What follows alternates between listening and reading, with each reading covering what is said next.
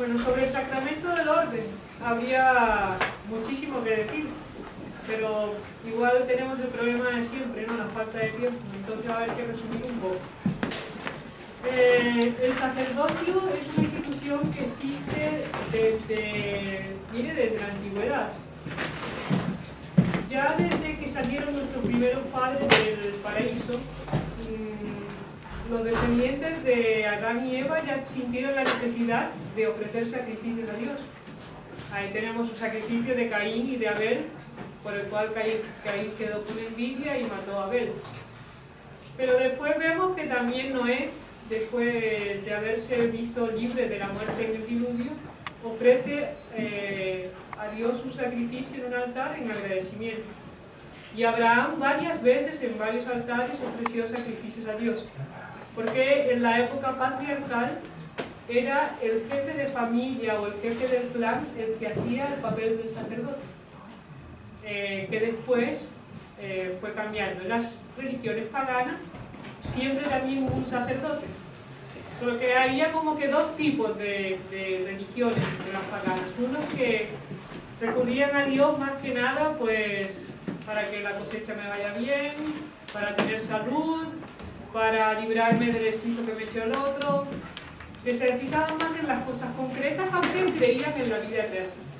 Y había otras religiones que, a pesar de que cometían barbaridades como incluso sacrificios humanos, sin embargo sí tenían más presente las preguntas de por qué estamos en la vida, qué es lo que vamos a hacer, qué es lo que, para qué estamos aquí, después de que me muera, qué va a pasar. Había dos tipos de sacerdotes. En el primer caso, el sacerdote era prácticamente un hechicero, un brujo que tenía la pasión para aquella salud, que quitaba el hechizo que había puesto otro hechicero, que hacía parar los rayos o los truenos para que las personas no sufrieran daño con eso. Ahora, en un momento dado de la historia de Israel, el pueblo ha crecido y se hace necesario, sobre todo después de la salida de Egipto, una familia que ejerza el ministerio sacerdotal, el oficio sacerdotal para todo el pueblo. Porque ya no era Abraham con su familia, o no era Noé, no, ya era todo un pueblo de Israel que había estado 400 años en Egipto. ¿Y cómo se da la elección de esta familia? Cuando Moisés sube, está en el monte Sinaí, cuando baja se encuentra que el sacrificio idolar, la abominación que había pasado en Israel. Él convoca a todos los que habían permanecido fieles al Señor y no habían adorado los ídolos, el becerro de oro. Y justo todos los que fueron a quedar al lado de él habían sido de la familia de Leví. Por eso después la familia de Leví quedaría con la función sacerdotal, todos los levitas, y la familia de Aarón. Y entonces Moisés mandó degollar y acabar con todos los que hubieran cometido actos de idolatría, y ellos se vieron obligados a hacerlo, incluso aunque hubiera familia entre ellos, podía haber parientes, amigos, pero por esa obediencia que tuvieron a Moisés, fueron elegidos como una familia sacerdotal. El mismo Dios le había entregado a Moisés cómo quería que fuese el culto, cómo debían ser ofrecidos los sacrificios, qué ropa debería llevar el sacerdote, y el por qué el lino. Entonces el lino indicaba la pureza de vida, por qué las diferentes partes del vestuario, de la vestimenta de los sacerdotes. Todo fue definido por Dios, incluso cómo debía ser el arca, cómo debía ser pues, las diferentes fases. Pero el sumo sacerdote tenía unos ciertos poderes que eran mayores que los sacerdotes comunes. Todo eso fue directamente establecido por Dios. ¿Cuáles eran las misiones que tenía el sacerdote en ese momento, en el pueblo elegido? Era enseñar al pueblo los decretos y las leyes del Señor, para que estuvieran bien instruidos y pudieran seguir la ley de Dios. También estaba, en segundo lugar, llevar a Dios la oración del pueblo. entonces el pueblo iba a él para que él intercediese por el pueblo o ofreciese un sacrificio de alabanza. Y en tercer lugar sería interpretar la voluntad de Dios, y el cuarto era el canal por donde venían las bendiciones de Dios al pueblo. Por eso que era el sacerdote que acogía con sangre el pueblo o que daba la bendición al pueblo, porque transmitía las bendiciones que Dios pedía. Entonces él dice, por si una cosa que es interesante, por ejemplo, la túnica de lino representaba la castidad, la túnica bordada, la pureza de una vida sin pecado, el cinturón, la virtud de la discreción, la cual hace reprimir los deseos carnales. El pectoral, la solicitud proveniente de la caridad. El manto, la doctrina perfecta que debería transparecer por el modo de ser, más que con las palabras. El turbante o mitra simbolizaba la pureza de intención, la cual dirige todas las obras para el cielo. Y las piedras puestas en el pectoral, el sentimiento de una constante presencia de Dios. Imagine en todos los detalles que Dios entró a la hora de establecer el sacerdocio. ¿Y por qué Dios quiso que existiese ese sacerdocio y le dio tanta importancia a la institución de las ceremonias que debían ser realizadas, los sacrificios? Porque ese sacerdocio del Antiguo Testamento debía ser una prefigura del sacerdocio de Cristo. Es el sacerdocio real, el sacerdote por excelencia es Cristo. Porque si vamos a ver qué es el sacerdote, por lo que hemos visto, la función de en el fondo es un mediador entre los hombres y Dios. Es aquel que presenta a Dios las oraciones, los pedidos de perdón, los sacrificios en nombre del pueblo y transmite al pueblo que viene de Dios. Es el eslabón que une a Dios con los hombres. Ahora, no había eslabón más perfecto, no hay eslabón más perfecto que el propio Cristo, que es Dios y hombre. Y en ese sentido,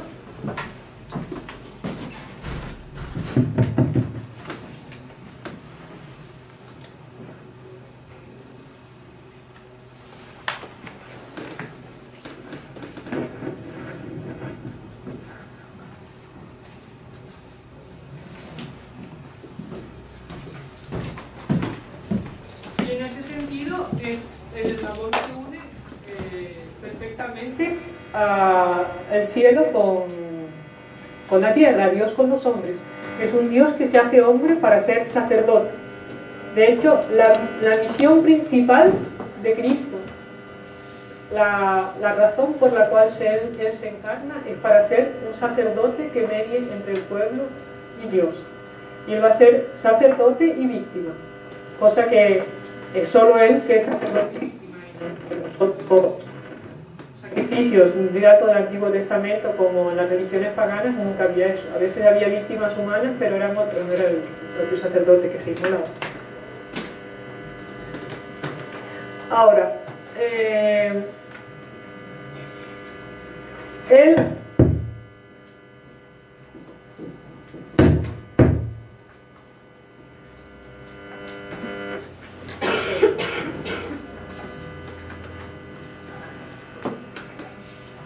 Ahora, Dios, ¿cuándo es que fue ungido nuestro Señor para ser sacerdote?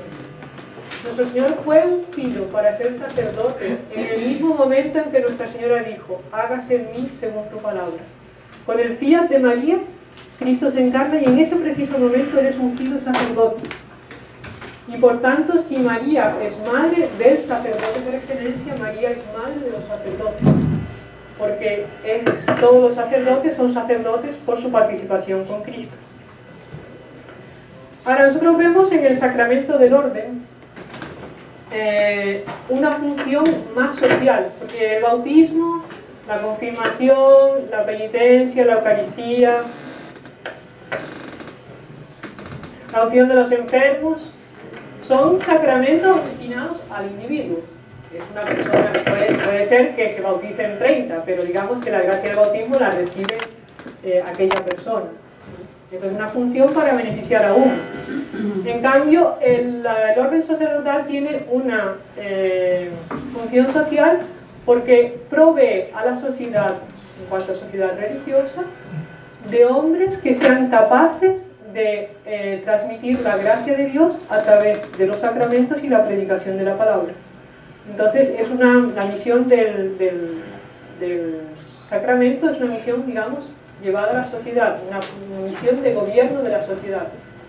Igual que el matrimonio, los dos sacramentos que han quedado para hoy tienen función social. La del matrimonio es menor, pero es social también porque la finalidad del matrimonio es la procreación, pero sobre todo de caras a educar a los hijos como hijos de Dios y futuros habitantes del cielo. Es la misión principal del matrimonio. Es formar, engendrar y formar futuros habitantes para la vida eterna, para el cielo. Ahora, ¿cuál es, cuando la persona recibe el sacramento del orden, sí, recibe la posibilidad de enseñar, santificar y gobernar a la sociedad? Y lo hace ni más ni menos que en la persona de Cristo. Él es un ministro de Cristo, no solamente que lo representa, porque digamos cuando nosotros tenemos en un país un embajador, alguien que va a representar el país, bueno, pues se le da la importancia al embajador dependiendo del país, ¿verdad? No se le da la misma importancia en un país cuando se recibe al embajador de Francia o de Alemania o un país así, que cuando el país es minúsculo, o sea, los protocolos todos varían, porque varía dependiendo de aquello y de a quién representa. Por eso antiguamente cuando existían las monarquías no como hoy, que es representativo más la monarquía en que los reyes gobernaban, normalmente las personas que eran elegidos como embajadores, como ministros, tenían que dar la talla respecto al país y respecto al rey, o sea, tenía que tener una cierta relación con el rey, porque si no quedaba una cosa desproporcionada. Hay en eso un hecho muy pintoresco de San Francisco Javier. Voy a contar solo para ilustrar ese aspecto. Él una vez evangelizando en Japón, él estaba llegando a un puerto donde había varios navíos portugueses, que eran los que estaban colonizando la India y tenían mucho mercado y mucho intercambio mercantil por aquellos lugares.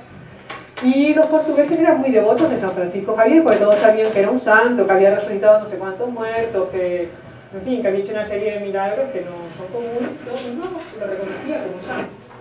A tal punto que, abriendo otro paréntesis dentro del paréntesis, cuando el rey Juan III mandó, después de la muerte de San Francisco Javier, gente para recopilar todos los datos y todos los milagros y que hubiera testigos, los habitantes de la India y así se indignaron. ¿Cómo es que era necesario demostrar y decir que era santo si era tan claro que estaba santo? Ellos no entendían toda la burocracia que necesitaba el caso y decían que, pero si es verdad, ¿por qué necesitan todo esto? O sea, está claro que él hizo todos esos milagros, ¿por qué? Bueno, él estaba llegando a ese puerto y cuando los portugueses supieron que él estaba llegando al puerto, salieron a caballo al encuentro de él y llevaron un caballo para que él se volviese a caballo. Solo que él dijo que no, que él iba a continuar andando. Entonces el capitán portugués que iba a caballo se bajó del caballo y fue andando con San Francisco Javier también. Cuando llegaron al puerto, todos los barcos comenzaron a saludar con una salva de cañones, ¿no? ¡Oh, oh! Y había un pueblecito, un reino japonés, el reino de Bungo, que estaba cerca y pensó que los portugueses les estaban declarando la guerra. Entonces mandan un emisario para que vea a ver qué es lo que estaba pasando en el puerto. Va el hermano del rey y pregunta que si ha habido algo que haya indignado a los portugueses por lo cual estén declarando la guerra, ¿verdad? Y ellos dicen que no, que van a recibir a San Francisco Javier. Y entonces lo presentan al padre Javier y no sé cuánto. Solo que cuando sale San Francisco Javier, acaba de llegar, estaba toda la sotana del camino, desgastada, de meses de misión, el delgado, porque además venía enfermo. Y el rey oriental, el hermano del rey, no entendía que por una persona así, tan simple y aparentemente tan pobre, se pudiera hacer un tal recibimiento. Ahí los portugueses empiezan a explicarle la importancia del sacerdote y cómo él, además, no era una persona cualquiera, sino que había dejado castillos, había dejado todo para anunciar la palabra de Dios. Ahí el rey quiere conocerlo después de todo, porque resumiendo la historia, y entonces los portugueses consiguen convencer a San Francisco Javier de que de que se vista con una túnica de la mejor seda, y ellos van a ir vestidos todos con terciopelos bordados, sombreros con plumas, para demostrar la grandeza del sacerdocio y la grandeza de la iglesia de la fe católica. Y el rey le gustó mucho y dejó que todos sus paisanos se convirtieran. Solo él no se convirtió en Villa San Francisco Javier, porque tenía que cambiar de vida y no estaba muy dispuesto. Entonces acabó convirtiéndose años después. Pero, ¿por qué? Porque ese protocolo con que se presentó San Francisco Javier hizo comprender a ellos la grandeza del sacerdocio nuestro. Y es la grandeza, ¿por qué? Porque él no es, el sacerdote es un ministro de Cristo. O sea, si vamos a tener idea que es que no quiero decir países porque vaya a ser que alguno se sienta menospreciado, pero si no es lo mismo, qué sé yo, el representante de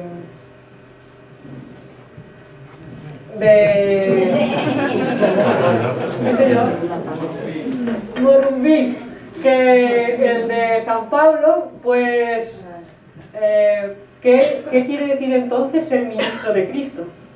Sobre todo que él no es que represente a Cristo, sino que él actúa en la persona de Cristo, o sea, es Cristo que actúa en él. Y Cristo es ni más ni menos que la segunda persona de la Santísima Trinidad. Entonces, por ahí nos podemos dar una idea de lo que significa la dignidad del sacerdocio católico, del sacerdocio fundado por Cristo en el Nuevo Testamento, que es muy superior al del Antiguo. Por otro lado, esa dignidad obliga al sacerdote a tener una vida de santidad mucho mayor que la de un fiel cualquiera. O sea, Dios exige del sacerdote una santidad mayor de inicio, por la vocación y por la dignidad a la que es elevado. Había un santo, que no me acuerdo el nombre, no sé si Pedro Pablo alguien se acordará, que él tenía mucho trato con el ángel de la guarda, y cada vez que iba a llegar a una puerta, él le cedía el paso al ángel de la guarda. Algunos creo que están haciendo así como que ya conocen el hecho. Hasta que un día este hombre, bueno, se hace sacerdote, se ordena sacerdote, y el día que se ordena sacerdote llega a la puerta y el sacerdote le cede el paso al ángel de la guarda, y el ángel de la guarda le dice que ahora el sacerdote pasa antes que el ángel de la guarda. Y uno dirá, bueno, pero ¿cómo puede ser si la naturaleza angélica es superior a la naturaleza humana? Y los teólogos ponen el ejemplo del águila. El águila es muy superior al hombre por los altos vuelos y porque puede mirar directamente al sol por su mirada. Y aunque sea de una naturaleza inferior al hombre, en cierto aspecto tiene que ser superior. Entonces el sacerdote es lo mismo. En cuanto a la naturaleza humana es inferior, pero por la misión y la dignidad a la que es elevada después del sacramento del orden, él es superior a los ángeles. O sea, inferior incluso en cuanto al sacramento, hay que hacer un paréntesis, hay mil explicaciones para eso, pero incluso desde el punto de vista de ser ordenado sacerdote, es superior a la propia Nuestra Señora, siendo que Nuestra Señora, por ser Madre de Dios, es superior a los sacerdotes. Pero si lo miramos solo en base al sacramento del orden, esa dignidad está por encima que la que tuvo Nuestra Señora, en cierto modo. Es una cosa que habría que matizar mucho, no voy a decir por ahí, pero en cierto modo, en cuanto a sacerdote, por más que los teólogos explican que ella participó en el sacerdocio de Cristo porque fue la primera que lo presentó y lo entregó para el sacrificio. Tanto en la hora del fiat, porque ella ya sabía que él venía para morir en la cruz, cuanto en la hora de presentarlo al templo, también lo presentó y aceptó toda la pasión de Cristo.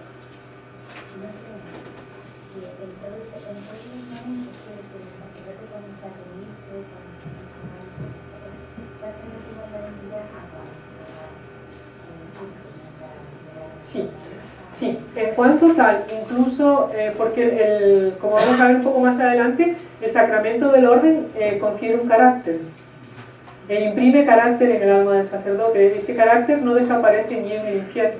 O sea, si un sacerdote tuviera la desgracia de condenarse, iría allá como sacerdote y seguiría siendo sacerdote.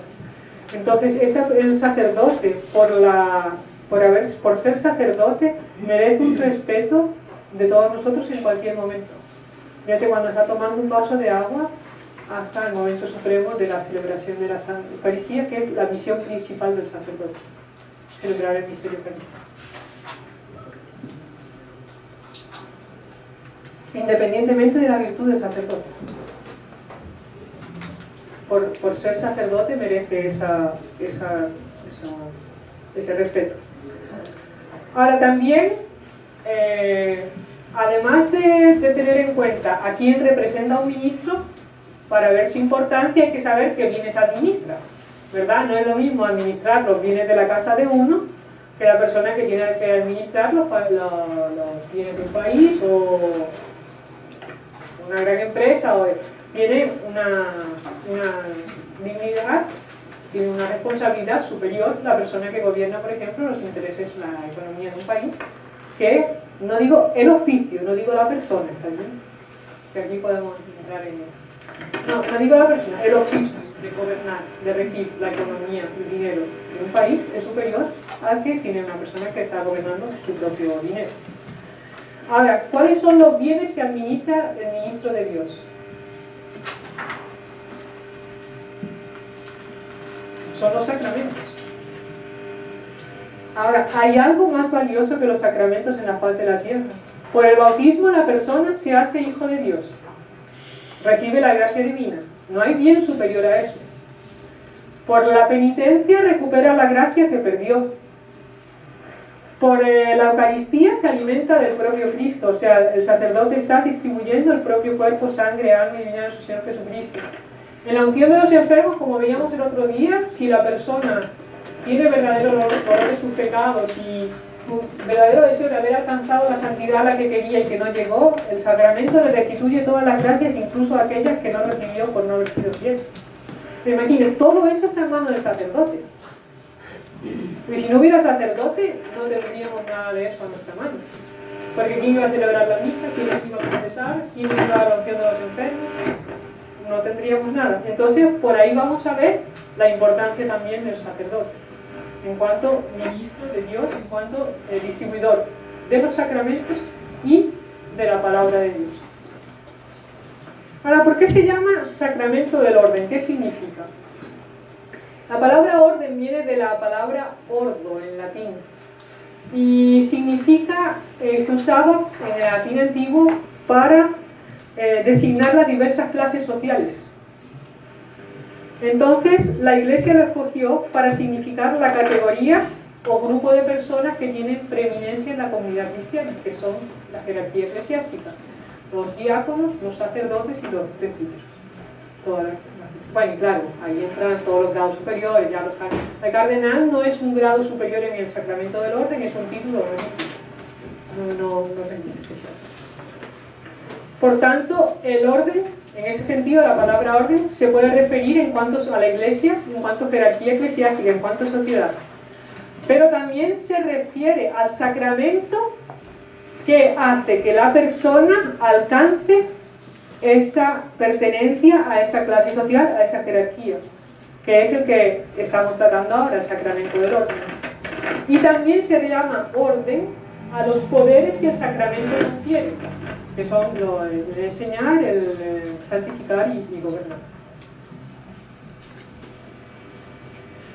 Ahora, el sacramento del orden fue instituido, no sé, perdón,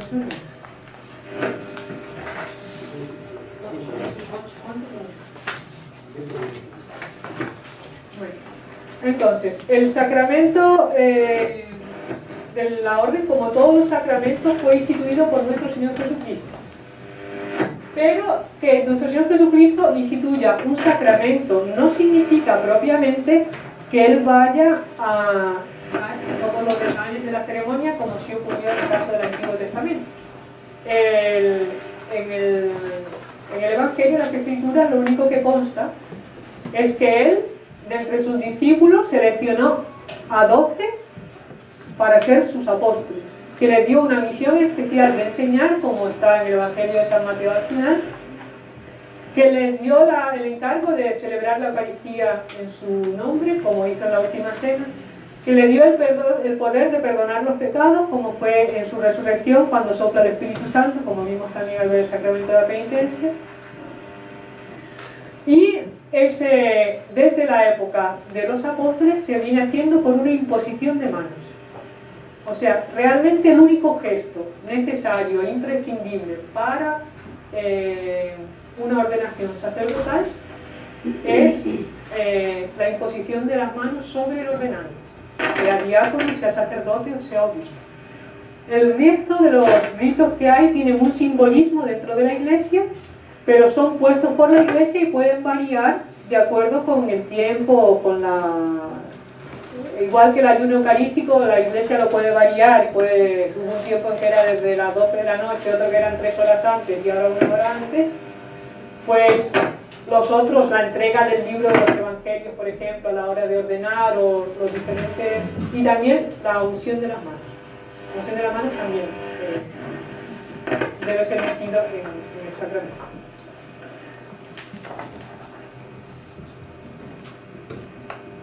Ahora, ocurre que el sacramento del orden tiene 3 grados. No es que tenemos el diácono, el presbítero y el obispo, que es el obispo es el que tiene la plenitud del sacerdocio. Pero no significa que son partes que forman una sola cosa. O sea, no es que en un edificio tenemos las paredes, la ventana, el suelo y todo junto forma un edificio. Aquí no es que se trate de que entre el diácono, el sacerdote y el obispo forman una sola cosa, que es el sacramento del orden, porque en ese caso solo uno recibiría el sacramento del orden, que sería el obispo. Es que los 3 reciben el sello indeleble, imprime el carácter indeleble del sacramento, pero en grados diferentes. Entonces, el sello que recibe un sacerdote al ser ordenado obispo es diferente que el que recibe un sacerdote al ser ordenado sacerdote. No diferente en cuanto a esencia, sino en cuanto a grado. No sé si está claro eso o no sé si... O sea, es como una persona que, digamos, está estudiando para arquitecto, pero primero saca el título de perito y después saca el título de arquitecto. Es la misma cosa, es lo que mayor profundidad. Pues en el sacerdocio pasa igual. El diaconado, el sacerdote y el obispo son todos sacerdocios, pero en grados diferentes. Ahora, ¿qué significa obispo? ¿Y desde cuándo existen los obispos? La palabra obispo viene de una palabra griega, que es inspector, pero que no es inspector en el sentido que nosotros lo usamos, sino era, los griegos llamaban así a los dioses que guardaban sus casas, que guardaban sus bienes, digamos, significaba guarda o protector. Entonces ese es el sentido de la palabra obispo. Y en la Iglesia Católica designa a aquellos que reciben la plenitud del sacerdocio y están encargados de guardar la grey, de guardar un rebaño, unas almas que han sido encomendadas a él especialmente. Y un territorio cual normalmente se denomina como diócesis. Ahora, ¿cuál es la potestad del obispo en diferencia con la del sacerdote? Bueno, el obispo puede ordenar otros sacerdotes. El sacerdote podría hacerlo, pero la Iglesia determinó que no pudiera. No sé si está claro. Digamos, así como todos podemos comer carne, pero cuando llega el Viernes Santo la Iglesia determina que no se puede comer carne, pues el sacerdote de por sí, por recibir el carácter sacerdotal, ese le facultaría para ordenar sacerdotes, pero la Iglesia ha determinado que no sean los sacerdotes que ordenen otros sacerdotes, sino que sea el obispo. Pero de por sí su dignidad ya se lo permitiría. En algún momento Que yo sepa, no. Ha sido siempre los obispos. Pero no... Tal vez don Daniel les sabría responder mejor a esa pregunta. Después, el sacramento de la confirmación también lo debe dar el obispo, por más que él puede delegar en un sacerdote. Pero el sacerdote no lo puede tomar la iniciativa de darlo, o el obispo delega en el sacerdote, o el sacerdote no lo puede dar, a no ser al dar la unción de los enfermos, si la persona no está confirmada, lo puede confirmar, ¿cierto? Ahí, en ese caso, el sacerdote puede, porque la persona está muriendo, no da tiempo de ir a pedirle permiso al obispo, porque si no la persona se muere. Entonces ahí puede el sacerdote dar la confirmación. También en general es el obispo que consagra los santos óleos. Si bien que en algunos casos de necesidad también el sacerdote puede bendecir. Después, el ser obispo le da derecho a predicar en cualquier lugar, porque precisamente la misión principal del obispo es la predicación. Incluso antiguamente el sacerdote no podía predicar cuando había un obispo delante. Tenía que el obispo delegar, así como para el sacramento de la confirmación, en él para poder predicar. En tiempos de San Agustín, por ejemplo, era así, solo el obispo predicaba y se debía dedicar solo a eso. Tanto que cuando él es ordenado el obispo, colocan en la cabeza de él los santos evangelios sobre la cabeza, como diciendo que esa es la misión por excelencia del obispo. Ahora, el presbiterado, los sacerdotes, los presbíteros, esta palabra presbíteros en griego significa anciano, porque los primeros sacerdotes en la comunidad cristiana eran de una cierta edad ya madura, o por lo menos tenían que poseer las cualidades de un hombre maduro, de sensatez, de vida recta, etc., para poder ser elegido como sacerdote. Entonces de ahí vienen los presbíteros. Y el sacerdote es cooperador del obispo. Él está para auxiliar al obispo en su misión. Y él tiene el poder, bueno, de consagrar el cuerpo. Todo lo que yo he tirado del sacerdote, evidentemente también lo tiene el obispo. Al hablar del obispo, hemos hablado de lo que solo él tiene, salvo en excepciones. Ahora, lo que compete a los dos, puede consagrar en la Santa Misa, que es la misión principal del sacerdote, es esa. Puede bendecir oficialmente en nombre de la Iglesia y puede, en un momento dado, presidir y gobernar una grey si el obispo delega en él esa potestad. También puede predicar y enseñar la doctrina católica en los sermones, en las catequesis para niños y adultos o en las predicaciones solemnes.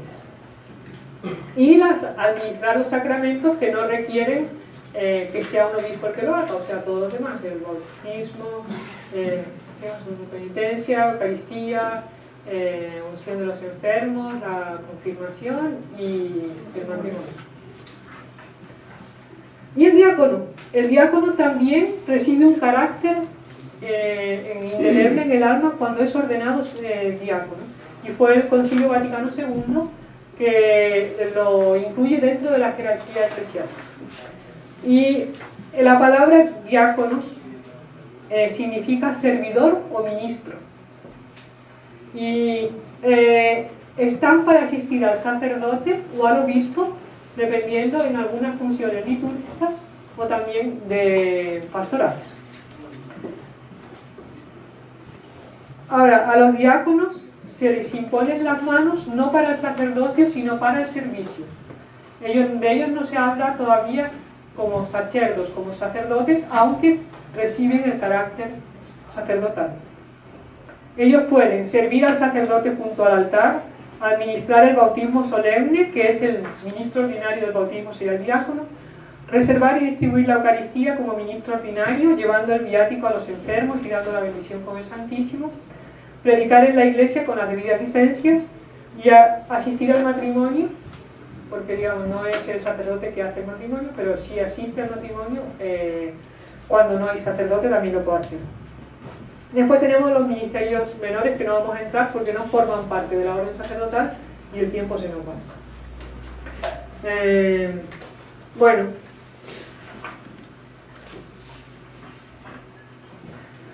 yo creo que vamos a tener que pasar al matrimonio, porque si no, no nos va a dar tiempo del resto. Pero digamos, solamente una cosa importante es que los poderes principales del sacerdote son consagrar, ofrecer y administrar el cuerpo de Cristo, que es el principal, y después preparar a los fieles para la Eucaristía. O sea, todos los sacramentos que ellos imparten y la predicación de la palabra tienen como finalidad preparar a los fieles para la Eucaristía. Y entonces, al hablar de este poder, San Bernardo de Claraval dice que en ese sentido los sacerdotes tienen un poder criador, un poder redentor y un poder santificador. Poder criador porque ellos pueden hacer que aquel pan pase a ser cuerpo, sangre y alma de nuestro Señor Jesucristo. En ese sentido, como que están criando, entre mil comillas, a nuestro Señor Jesucristo en la hora de la consagración. Tiene el poder redentor porque tanto por el sacramento de la penitencia como, bueno, bautismo, penitencia y la unción de los enfermos, pueden redimir el alma que está en pecado. Y tiene un poder santificador tanto por la fusión, por la gracia del Espíritu Santo que se recibe con todos los sacramentos, especialmente con el sacramento de la Eucaristía. Ahora, dicen los teólogos que cuando para esa misión tan elevada el sacerdote no es que reciba, digamos, una gracia especial en la hora del sacerdocio, es que dice que recibe cantidades de gracias, recibe gracias en cantidad superabundante para poder cumplir con esa misión que le es conferida. Y de hecho muchas veces los sacerdotes después de ser ordenados comentan que las personas que ellos sienten, no sé, Padre Pedro Pablo, qué testimonio podría dar, pero la persona siente en sí un cambio en el momento de la oración. Bueno, ahora vamos a pasar al matrimonio, dejamos algunas cosas aquí.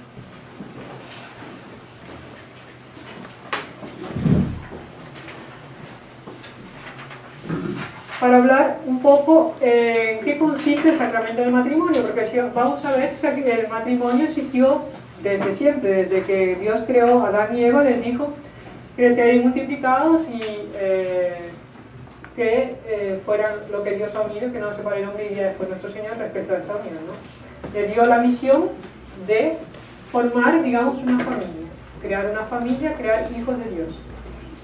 Y en ese sentido, los progenitores son participantes de la función creadora de Dios, porque ayudan a engendrar nuevos seres para la tierra. Ahora, nuestro Señor consideró de una manera tan elevada el matrimonio que lo elevó a sacramento cuando Él estuvo aquí en la tierra entre los hombres. Y en ese sentido, Él divinizó el matrimonio. El matrimonio que hasta entonces era una unión natural, que hasta hoy es reconocida. Por ejemplo, si una familia de otra religión vive como familia desde hace años, se considera un matrimonio. O sea, claro que se le da el sacramento, pero se reconoce la familia en cuanto tal. No se puede decir que sea una familia ilegítima, porque ellos no tienen esa función del matrimonio. Pero en cuanto a anterior a la fe, una vez que se convierten a la fe, claro, no puede existir un matrimonio que no sea el matrimonio católico, el matrimonio bendito por Dios. Pero eso no se llama matrimonio. Hoy en día se habla de casamiento por lo civil y todo lo demás, pero no es un matrimonio. Porque el matrimonio es aquel que, tras recibir el sacramento del orden, se eleva a un orden divino. Y con la misión más clara de formar una prole con vistas a ser futuros habitantes del cielo. Que a veces, más hoy en día, que con el materialismo que hay, a veces no se tiene tan en cuenta eso, y cuando nace el niño ya se sabe si va a ser médico, o si va a ser ingeniero, o si va a ser lo que sea, y por supuesto a ninguno se le pasa por la cabeza que pueda ser cura o pueda ser monja, porque todos queremos mucho a los curas y a la monja, pero que sean los hijos de los otros, ¿verdad? ¿Por qué la persona hoy en día se hace tan egoísta que quiere educar a los hijos en función de sí? Entonces, como yo fui ingeniero, o yo fui médico, o yo fui secretaria, o yo fui profesora, quiero que mi hijo o mi hija sea lo mismo que fui yo. No es una aspiración legítima, pero no es el fin primordial. El fin primordial es educar a los hijos para el cielo. Ahora, Dios considera en tan alto grado el matrimonio que en el Antiguo Testamento son varias las frases, varias las situaciones en que Dios promete como símbolo de bendición una vida larga y una descendencia numerosa. En el Antiguo Testamento, a Abraham, yo te daré una descendencia como más numerosa que la arena de la playa, que las estrellas del cielo. Y así en varios textos del Antiguo Testamento podemos ver esa bendición de Dios. O sea, Dios considera una bendición una familia que puede llegar a tener una prole numerosa. Hoy en día no se considera tampoco así, pero no son los criterios de Dios. Tanto que cuando varias veces, porque se pueden cambiar las lecturas en la celebrar el sacramento del matrimonio, pero una de ellas es como olivos cargados de rebentos, cargados son el símbolo de la familia con los hijos.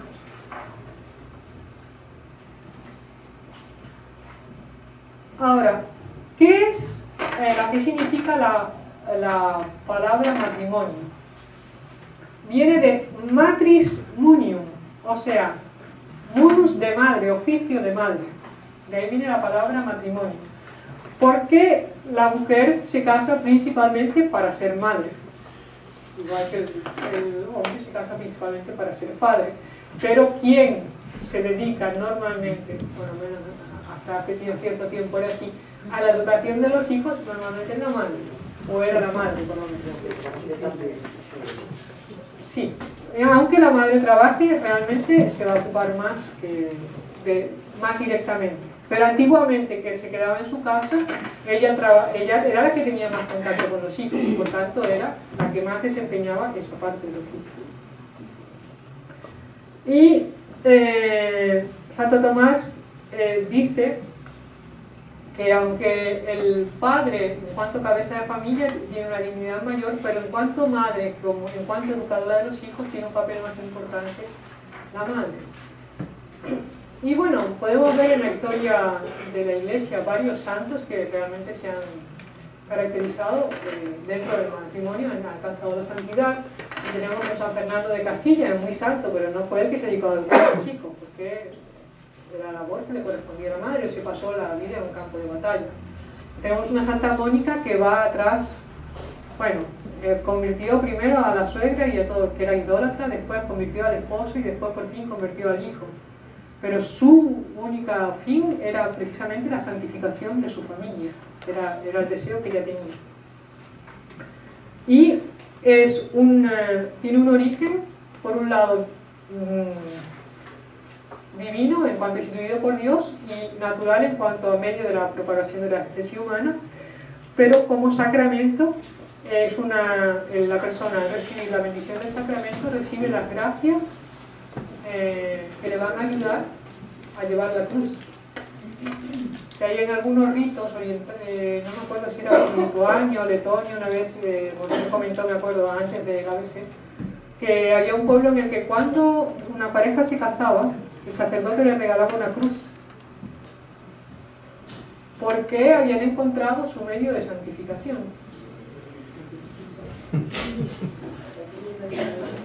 No. Y entonces el matrimonio colocaba la cruz en un lugar principal de la casa y cuando había una dificultad iban a la cruz a pedir fuerzas y a buscar ánimo para continuar, porque si lo tomamos el matrimonio como lo que es, como una vocación, una llamada a la santidad, no es fácil, y eso creo que los que están ahí sentados, la mayoría pueden explicármelo mejor que lo que esta María pudiera decir, pero el matrimonio debe ser visto como un medio, una vocación para alcanzar la santidad y para santificar a aquellos con los que estoy más cerca, mi esposo, mi esposa y mis hijos. Esa es la verdadera función del matrimonio. O sea, si no se mira así, pues acaba dando en lo que pasa hoy en día muchas veces, ¿no? Que se basa más en un aspecto romántico, en el sentido... ¿en qué sentido hablo de romanticismo? Hablo, si otro quien explicaba, la persona que lo mira desde un punto de vista romántico, en el fondo es una persona que mira el matrimonio de una manera egoísta. Que la persona busca a alguien que lo va a comprender, lo va a querer, lo va a hacer como nadie en el mundo, ¿verdad? ¿Qué pasa? Si la persona va al matrimonio con esa filosofía, pues después de la luna de miel se dio cuenta que se equivocó. O sea, Moshe contaba un caso en el que después de la luna de miel ya empezó casi la separación de un matrimonio. ¿Y todo por qué? Porque uno enrollaba el tubo de la pasta de dientes para sacar la pasta y el otro la apretaba. Y entonces empezaron a discutir por eso, acabaron separándose. ¿Por qué? ¿Qué pasa? La persona se casó no con vistas a constituir una familia estable, a buscar el cielo, sino buscar a alguien que me agrade en mi manera de ser. Y claro, al primer fallo que me puede agradar, pues dejó de ser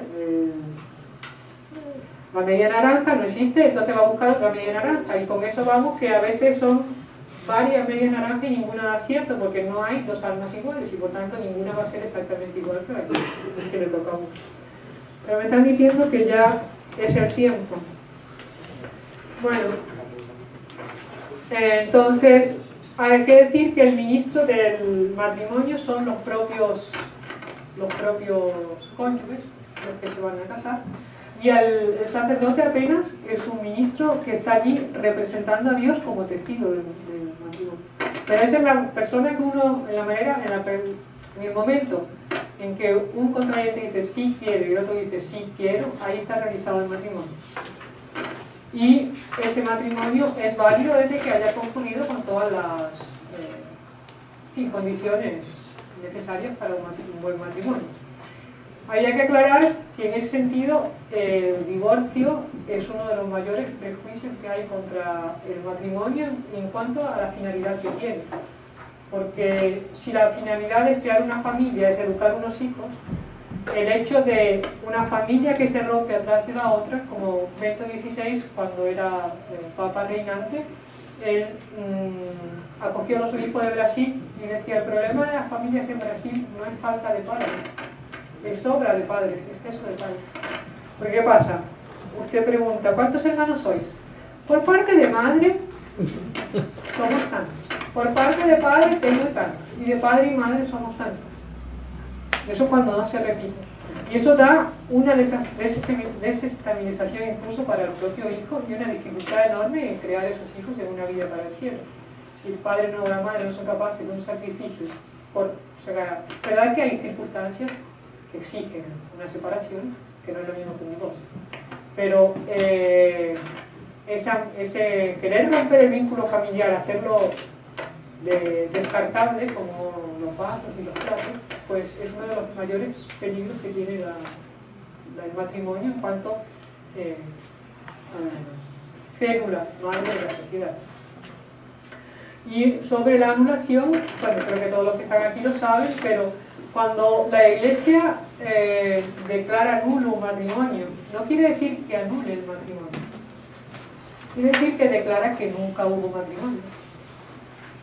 Porque uno, por ejemplo, de las condiciones del matrimonio es que de hecho uno y otro estén dispuestos a guardar su fidelidad toda la vida. Por ejemplo, si uno de ellos fue al matrimonio ya siendo infiel o con ningún propósito de guardar fidelidad, no hubo matrimonio porque mintió en el clave del juramento.